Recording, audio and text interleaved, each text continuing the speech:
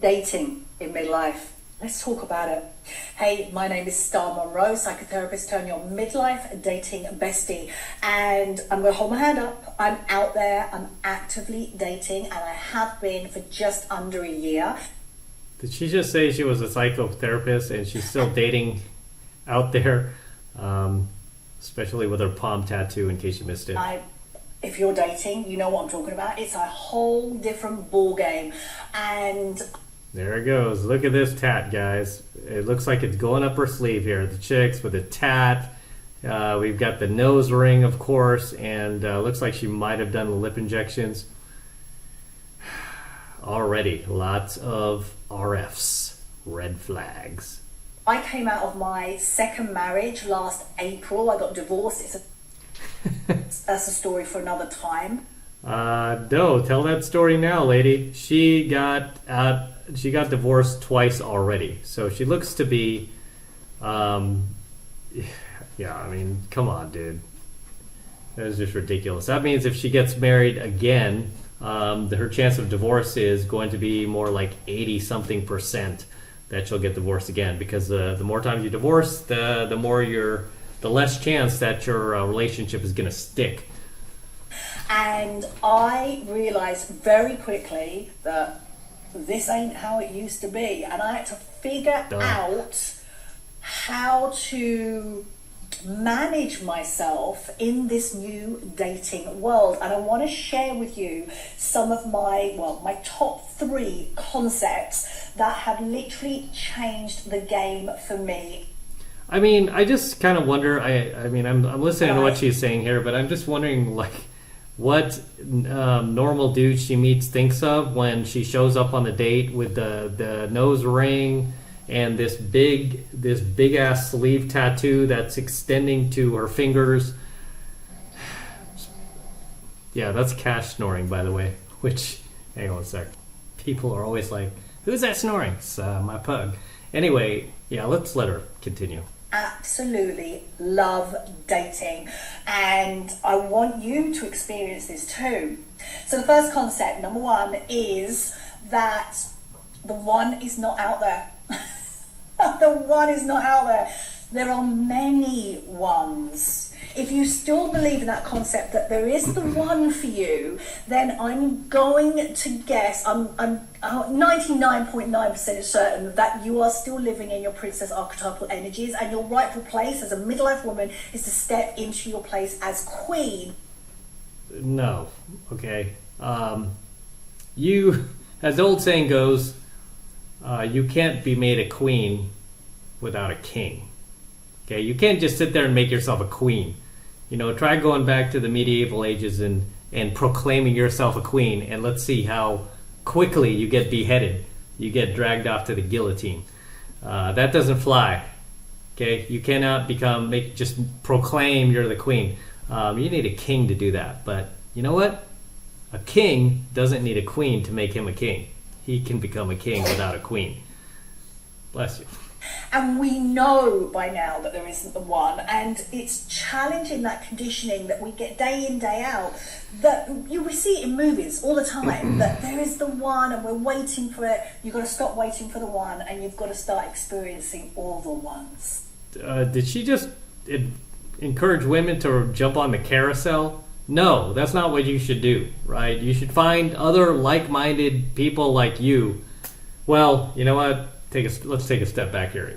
Before you do any of that, you should try to work things out with your husband, right? I'm just being honest here, because so many of these women are like, oh, he was this and he was that, and oh my goodness, you know. But then they they divorce him and get out on these dating apps, and they find guys who are 1,000,000 times worse, right? That don't even care about them, that don't love them, don't cherish them, have no history with them, have no bond with them, have no kids with them, and have no reason for staying. So you end up putting yourself in a much worse situation where really the winning move is to stay with your husband. Okay, let's let her continue. The The second concept is the most important relationship is the one with yourself. You've got to know who you are. If you don't know who you are, don't expect anyone else to. You've got to know what you want, and you've got to know how to ask for it. Whenever we hear a chick talk about how she knows who she is, that does not make us more attracted to her. That just tells us that she is now going to be somebody that is just going to be unreasonable and constantly making demands and constantly nagging about something, and is going to try to make the relationship all about her. All right, that does not bode well with most dudes. The third concept is, and this changed the playing field for me, is I took off the word dating. I'm no longer dating. I'm out there meeting people. And why don't you just call it what it is? You're out there having sex with random dudes. Okay, just be honest with yourself, right? You're jumping in the sack with random dudes. Most of which are probably not even using any protection, because as you guys know, if you've ever dated these women out there, no matter what age they are, very rarely do they ever ask you to put on a condom. I mean, it's kind of shocking to me how many women are just willing to have sex with you without protection. Very scary. I changed that. Everything shifted. And here's the deal. You and I, if we're out there dating, we're looking for whatever you're looking for. That's another topic for another time. Our intentions on dating is that we've got to get really good at meeting people and having conversations. You've got to really good at having conversations. I know that when you try these concepts on, you embody them, everything changes in your favour and the world opens up for you. I would love to hear your questions, your comments, chuck them below, and I'm here to serve. See you soon. Yeah, you should not get good at meeting people and going on dates. You shouldn't actually get good at that. What you should get good at is becoming a better person, improving your listening skills, actually learning what men want, what the opposite sex actually wants from you, right? That's where it starts. I mean, really, that's what took me to the next level as a professional dating coach, as a professional PUA. Really took my game to the next level when I stopped making everything about me and, getting caught up in my own ego, and I started just seeing what do these women want? What do the women that I want? Right? What do they look for? What kind of traits and whatever? And then embodying that stuff just naturally and organically, and just becoming that high value dude, which is what most women want, is just a high value guy who's confident, masculine, bold, takes risks, isn't afraid to be himself around her. That type of dude. Just like for men, if women even cared what we wanted, the answer is just as simple, right? Be feminine. Don't be masculine. Stop acting like a dude. Let us lead. Respect us. Appreciate us. Value us. Keep your legs closed. Don't be out there in the streets. Just things like that. That's what we value. Right? It's not rocket science. Okay. It's interesting that it's only when you accept who you really are, it is then when you're capable of change. What? No. You could be a rotten person, right? You could be a terrible human being, and that is not going, and you can be aware of that. That's not going to make you change. Okay, what makes you change is realizing where you're coming up short, right? Being aware of your own weaknesses, your strengths, where you can improve. That's what leads you to the right type of change.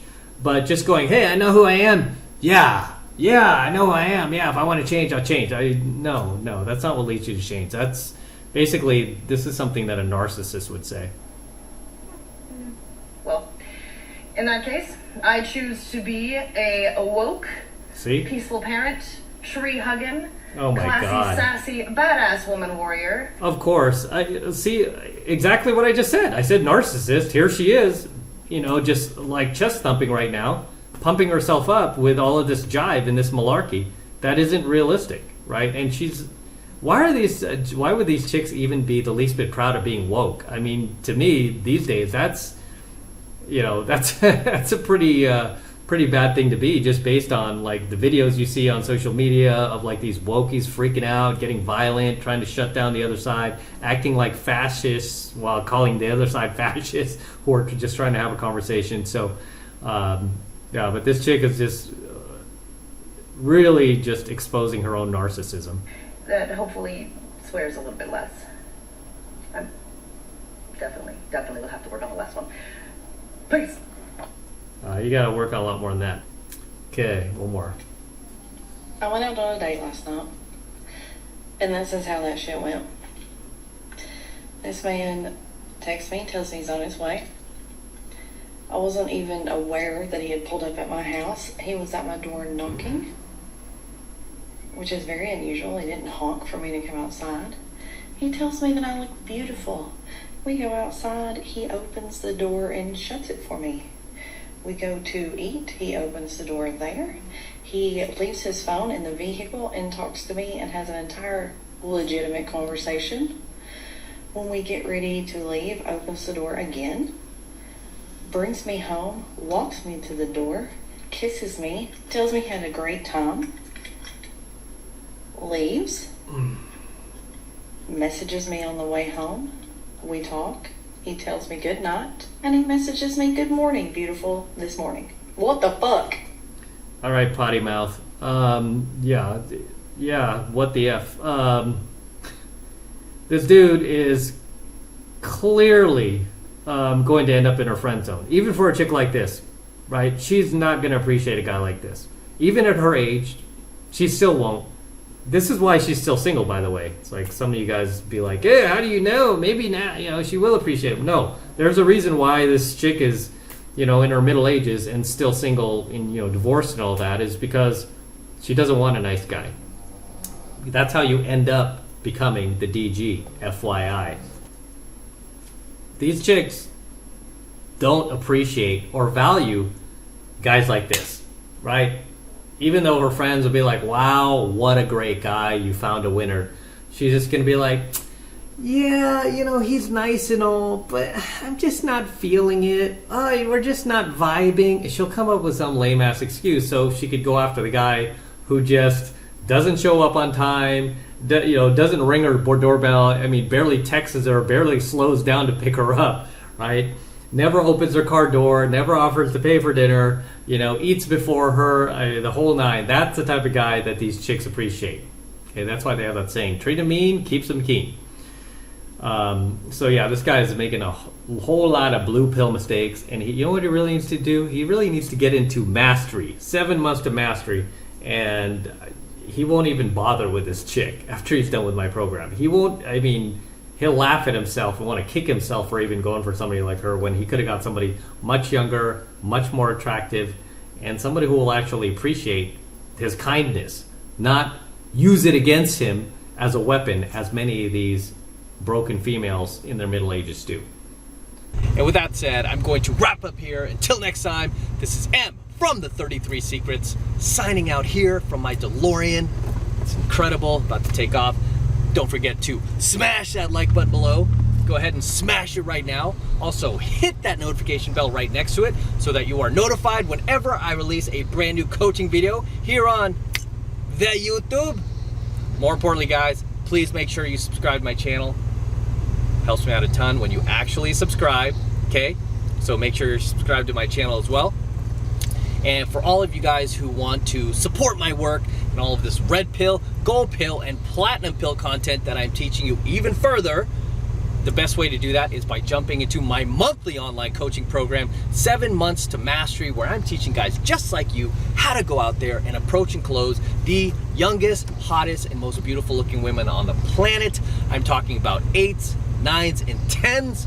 the same exact type of women that myself and all of my coaching students all around the world are out there approaching and closing every single week. And I kid you not, we are making things happen every single week. So take advantage of it, and this is the absolute best way to support my work. So if you want to support me, that's the best way to do it. And right now it's only $1 for the entire first month of coaching lessons, right? It's only $1. So take advantage of it. Okay? Just click that link below in my description box. It will take you over to my website where you can get signed up right now. It just takes 2 seconds. So do that now, and I will see you in my next coaching video. All right, I'm out. Let's get out of here. Woo! Man, this car has some pickup. And this is coming from a guy with a Corvette. This car is actually pretty quick. Don't be fooled. DeLorean is quick. This is, after all, it's a time machine, right?